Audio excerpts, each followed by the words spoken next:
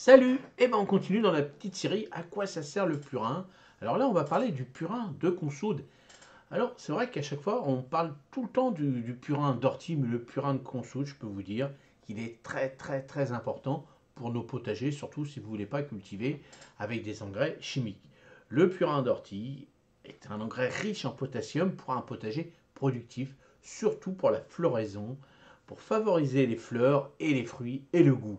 Alors, n'hésitez pas à le mettre aussi avec votre engrais, c'est-à-dire le purin d'ortie et de consoude. Je peux vous dire que les deux vont très très bien ensemble. Vous commencez par le purin d'ortie et après, jusqu'au moment où la floraison arrive, vous continuez avec le purin de consoude. Je peux vous dire que vous allez avoir des fruits et légumes d'une beauté et surtout le goût, le goût, le goût, le goût. Alors, donc, on va voir tous ensemble pourquoi utiliser le purin de consoude. Recette facile du purin de consoude, vous allez voir, c'est très très simple. Dosage et utilisation du purin de consoude au potager, donc pour les carottes, tout ça, les tomates. Autre utilisation du purin de consoude, parce qu'il ne suffit pas simplement pour l'utiliser en engrais, vous allez voir, on va faire pas mal de choses avec. Et les précautions d'utilisation pour éviter que ça brûle complètement vos plantes. Alors pourquoi on utilise le purin de consoude? Le purin de consoude est surtout connu pour sa richesse en potassium, en éléments clés pour favoriser la floraison et la fructification. Il contient également du phosphore qui aide au bon développement des racines, ainsi que des oligo-éléments qui renforcent la santé globale des plantes. On a vu l'ortie, le purin d'ortie, azote. Là, on part sur le potassium. Donc ça, c'est important. C'est la suite. N'oubliez pas NPK. Et le purin de consoude est très très important. Alors les bienfaits principaux du purin de consoude, il stimule la floraison et la fructification. Alors pour nos légumes fruits, les tomates, les poivrons, les aubergines, tout ça, les courgettes, les concombres, les cornichons, tout ça, c'est magnifique. Renforce les racines et améliore l'enracinement. Donc quoi de mieux pour ce genre de petit purin? Et il accélère le grossissement des fruits. Donc, vous voyez, il permet, quand vous dites ah, j'ai des petits fruits, ou j'ai un petit chou-fleur, il est tout petit. Et bien là, ça permet d'avoir des superbes fruits. C'est vraiment un stimulateur de tout ça et c'est hyper important. Alors, le bienfait principal du purin de consoude aussi améliore la résistance des plantes face aux maladies, favorise une récolte plus abondante et de meilleure qualité. Donc, bon, voilà. Une recette facile du purin de consoude. Donc alors, il vous faut un ingrédient 1 kg de feuilles de consoude fraîche, idéalement avant la floraison, 10 litres d'eau de pluie ou non chlorée, matériel un récipient, comme d'habitude pour tous les purins, pas de métal, un tissu pour couvrir, un bâton pour remuer, un tamis ou un vieux tissu pour filtrer. Ensuite, donc, on coupe les petites feuilles de consoude en petits morceaux pour faciliter la fermentation. Mettez-les dans un récipient et ajoutez 10 litres d'eau, couvrez avec un tissu pour laisser passer l'air, tout en évitant que des insectes ne tombent dedans. Alors moi, je vous ai dit la même chose à chaque fois que je fais mes purins. Je prends un filet de pommes de terre et je mets tout ça dedans, je plonge et je remue tous les jours pour activer la fermentation, c'est-à-dire je ressors avec un bâton, j'appuie un peu dessus, hop, je remets, je ressors, et puis on laisse fermenter à peu près la meilleure température, c'est 18 degrés. En dessous de 15, c'est pas terrible, ça va très lentement. Au-dessus de 25, c'est trop chaud. Donc faites attention quand vous les faites en fonction de vos régions. Donc grosso modo entre 10 et 20 jours, voire peut-être un mois, en fonction de si vous commencez à 15. Alors comme d'habitude, il ne doit plus mousser et il va dégager une forte odeur. Donc pour éviter de sentir cette odeur, on peut mettre une poignée de fougère ou de menthe pendant la fermentation. Et ensuite, on filtre le purin et on conserve dans un bidon hermétique à l'abri de la lumière. Si vous ne voulez pas faire cette petite recette, vous allez sur ma petite boutique Amazon. Je vous ai mis dans les purins tous les purins qui peuvent exister.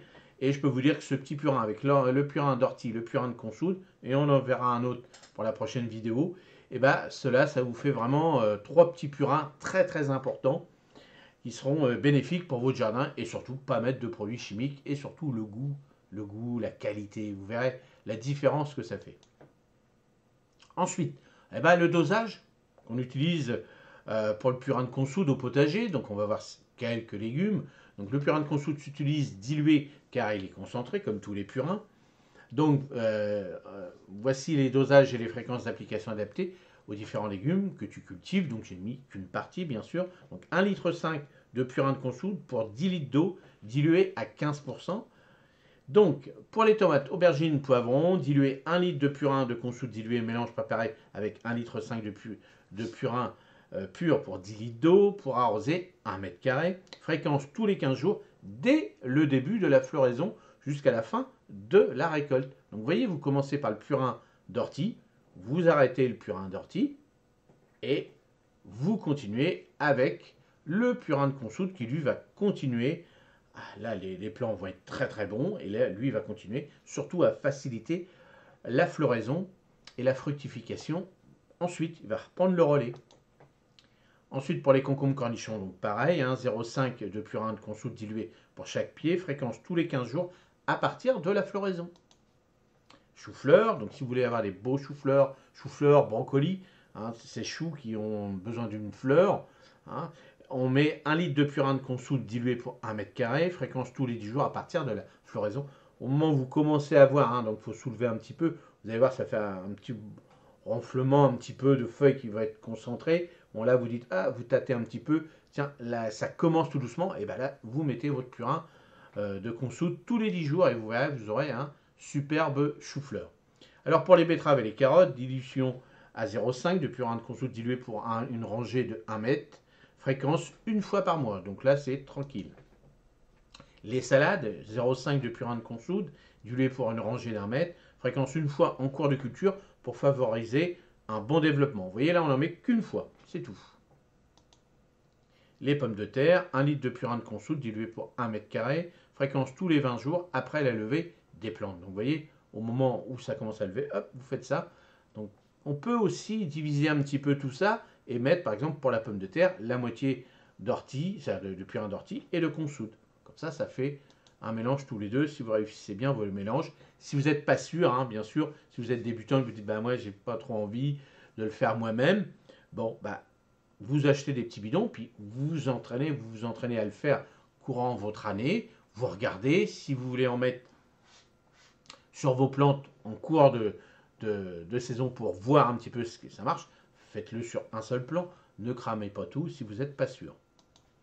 Alors les autres utilisations, donc booster les jeunes plants, avant de repiquer les jeunes plants au potager, trempe les racines dans une dilution de purin de consoude à 10%, 1 litre pour 10 litres d'eau, cela stimule l'enracinement et favorise une meilleure reprise.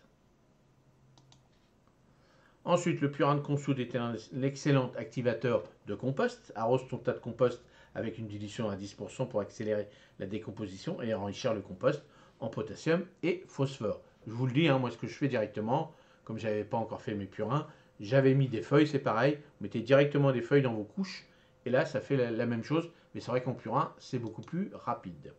Alors protection contre certaines maladies, la dilution pulvérise une dilution à 5% de purin de consoude sur le feuillage des plantes sensibles, tomates, pommes de terre, courgettes, pour renforcer leur résistance aux maladies comme le mildiou.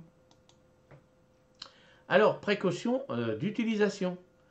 Alors, comme d'habitude, ne pas surdoser. Un excès de potassium peut perturber l'équilibre nutritif des plantes et ralentir leur croissance. Trop, c'est trop. C'est pas parce que c'est des produits naturels qu'il faut en mettre de trop. Il faut peut-être mieux même en mettre moins quand vous êtes débutant. Évitez toujours de l'utiliser quand il fait très chaud, en plein soleil, mais ça c'est bon pour tout, vraiment pour tout. Tout ce que vous allez faire sur vos plantes, quand il y a beaucoup de soleil, laissez-les se reposer, faites ça le matin ou l'après-midi, en fin d'après-midi ou le soir, et comme ça vous laissez vos plantes tranquilles. Conservation, donc comme d'habitude, il se conserve plusieurs mois dans un bidon hermétique. Donc voilà, là c'est pareil. Pour ce genre de purin, si vous n'avez pas la possibilité, en fonction de vos régions, vous savez que vous avez besoin de 18 degrés, vous dites, je ne l'ai pas, je l'ai en fin de saison, mois de septembre, j'en fais un petit peu pour pouvoir démarrer ma saison. Donc en sachant que là, contrairement au purin d'ortie, là vous n'en avez pas besoin tout de suite au démarrage. Donc vous savez que vous avez, en fonction des régions, au mois d'avril, ça va commencer tout doucement. Donc est-ce qu'au mois d'avril, oui, la consoude, elle va commencer à faire pas mal de feuillage, parce qu'il en faut quand même beaucoup. Donc prévoyez un petit peu au mois de septembre, fin de septembre, elle a encore beaucoup de feuilles. vous en faites, admettons que vous utilisez 5 litres dans l'année, bah, peut-être faire 1 ou 2 litres au mois de septembre, vous faire vos 3 litres avril-mai, comme ça, hop, vous en avez un petit peu d'avance pour faire vos cultures jusqu'au mois de septembre, puis au mois de septembre, vous en recommencez. Mais ça, testez, regardez par rapport à ça. Et c'est pareil, pour filtrer, donc moi je vous ai donné le petit système avec mon petit filet de pommes de terre, vous faites 2 bidons, un bidon pour directement mettre au pied des plantes, où là il n'y a pas besoin d'avoir filtrage à 100%, et vous faites 1 litre ou 2 bien filtrés dans un torchon, dans un drap, où là, bah là il n'y aura plus de débris dedans, et vous pourrez le faire avec votre pulvérisateur. Voilà, bah, j'espère que cette petite série qui va continuer, je vous redonne la prochaine vidéo un autre purin. Il y aura 3 purins qui seront très importants, NPK, ça c'est hyper important, et après on passera aux autres vidéos. Allez, à la prochaine vidéo, et n'hésitez pas, si vous voulez des petites fiches sur le jardin de Rodolphe, vous avez des petites fiches qui vous donnent plein d'astuces avec tout ça, les engrais et autres, et aussi la petite boutique Amazon si vous êtes débutant. Là j'ai mis toute la liste de tous les purins qu'on peut utiliser. Allez, à la prochaine, salut, merci.